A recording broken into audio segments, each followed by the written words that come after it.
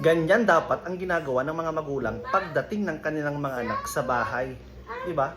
Kasi hindi lang naman sa eskwelahan natututo ang mga anak ninyo or anak nila.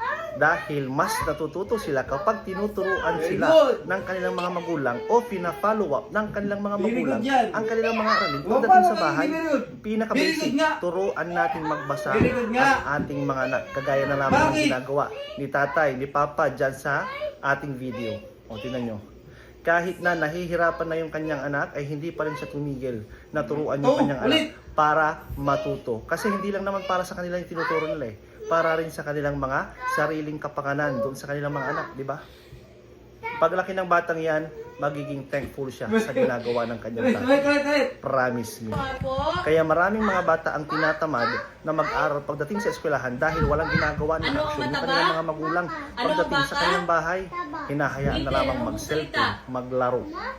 Kaya, ang ending, pagdating sa eskwelahan, tamad ang bata. Diba? Saludo sa lahat ng mga magulang na ganyan ang ginagawa sa kanilang mga anak. Basahin nga po.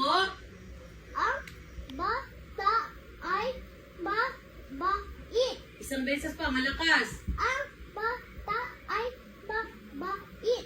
Okay, bigyan ng 5 palakpak. 1, 2, 3, 4, 5. Ang galing!